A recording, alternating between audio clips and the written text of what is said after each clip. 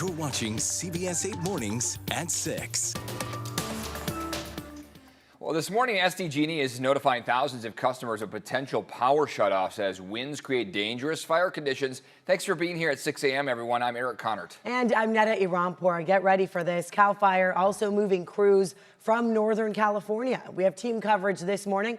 CBS 8's Regina Yorita live at CAL FIRE headquarters to tell us about the preparations for possible fires. We hope that doesn't happen. But we begin with Evan Rani for the latest on our forecast here. What's it looking like out there? So fire crews are talking about this being a particularly dangerous situation when you combine how little rain we've seen over the last several weeks and months and how intense these wind gusts will be. Across the mountains and deserts, we're seeing the possibility of gusts this afternoon and tomorrow afternoon reaching 60 to 70 miles per hour. That's going to be isolated wind gusts. Sustained speeds could be between 30 and 40 miles per hour. It's going to be particularly prevalent across the mountains and deserts, but even our inland valleys will notice that. Temperature is going to be on the warmer side of average amid clear skies. We have a few clouds out there thanks to some showers that have just popped up, but those are clearing their way out and are going to be dying down, leading to a mostly clear afternoon. You can see how intense those afternoon wind gusts will be between about 10 a.m. and noon. That's really that tipping point there. But we do want to send things out to CBS 8's Regina Yorita for more on the possible power shutoffs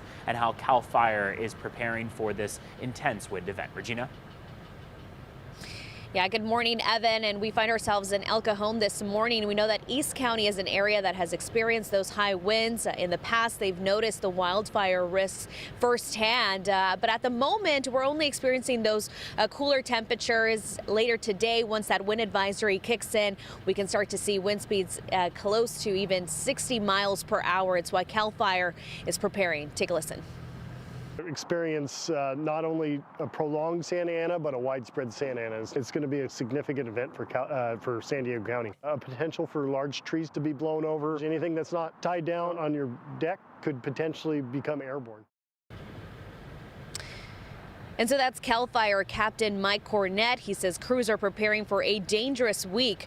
Winds are expected to be faster and more widespread than what we experienced last month. It's why Governor Gavin Newsom has ordered state departments to coordinate and strategically position fire engines, hand crews, aircraft, and additional support in key areas. That includes here in San Diego, where CAL FIRE has been provided with those additional resources if needed. Now, during a red flag warning, SDG&E could conduct public safety power shutoffs like we saw last month. They have already notified more than 64,000 customers that their power could be shut off starting as early as today. So here are some tips to remember during these warnings and advisories. First, watch for any down power lines. If a power line falls on your vehicle, call 911 and stay inside until trained personnel can remove it.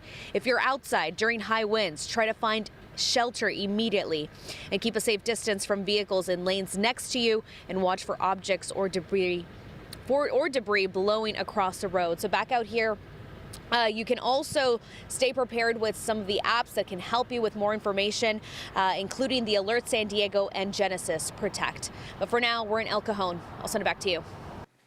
We certainly want everyone to be safe. Regina, thank you very much. Remember, for the latest weather conditions and alerts while you're on the go, you can download our free CBS 8 app from Google Play or the Apple App Store. Today, public services for former President Jimmy Carter moved to Washington, D.C., culminating with Thursday's state funeral. He died over a week ago at the age of 100. His body has been lying in repose at the Carter Center, and later today will be moved to Washington, where he'll lie in state in the U.S. Capitol's Rotunda. Today marks 4 years since Chula Vista mother Maya Millete went missing. This morning, her family says they remain hopeful. CBS 8's Chris Groh, live at Mount San Miguel Park, where the search for Maya began 4 years ago there. And to explain what Maya's sister is now saying, Chris, good morning.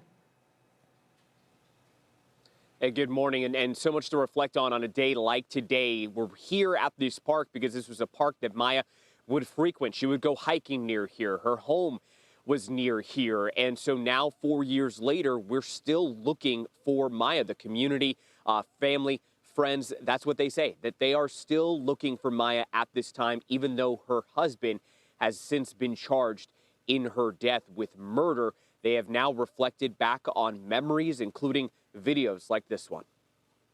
Hear the clock, 6 a.m. And so it has been a tumultuous 4 years following this saga. It started off as a missing persons case. So many search parties that were put together and organized by groups of neighbors and friends that started here and branched out into many other different parts of our county. I remember being here in January of 2021 as one of those search parties went off. But then attention began to shift to Larry, the husband, and his behavior both before her disappearance and then after. In October of 2021, he was charged with her murder. Then there was the issue of the 3 children. Initially, they were placed in the care of Larry's parents, but Maya's sister fought for custody, citing a host of issues, including Larry making contact with them against a judge's orders from jail. Eventually, she was granted custody. On the anniversary of her sister's disappearance, Mari Chris wrote on Facebook in part, quote, "Last August, things shifted to our favor. With God's grace, we were granted guardianship of Maya's 3 children. Then it goes on to say that, quote, "We had longed to be with Maya's children for years, but when they came to live with us, they were not the same children we once knew. Their guards were up and hearts filled with negative perceptions of our family, which made reconnecting with them on the emotional level almost seem impossible. But through patience, love, and support from the rest of our family and friends, we are seeing mountains move." And we understand that there will be a prayer group that will be organized surrounding this 4-year anniversary. And then as far as the murder trial, there have been a lot of lengthy delays here, but we are looking at a start date for that in July of this year. Eric and Netta. Chris with the latest. Thank you very much. Now today, judges will consider revoking the release of 2 sexually violent predators. In the 1980s, Alan Earl James was convicted of numerous sex-related felonies involving minors and then sentenced to more than 25 years in prison. His placement in a home in Campo was approved last year, but a hearing to revoke that will be held this afternoon. A revocation hearing will also be held for Armand Smith. Now, he was convicted for sexually assaulting women between the 70s and 90s. He was approved to be placed in a home in Hecumba Hot Springs, but that could change this afternoon, too.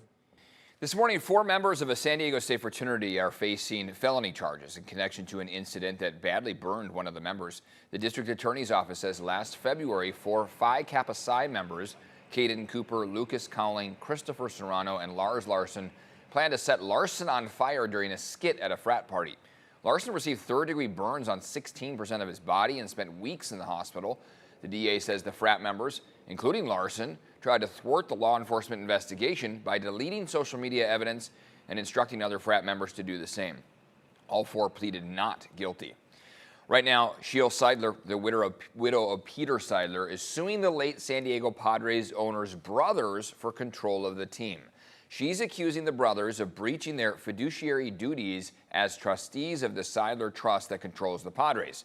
Sheil Seidler claims that before her husband died, he talked about his desire to have his wife be the team's control person.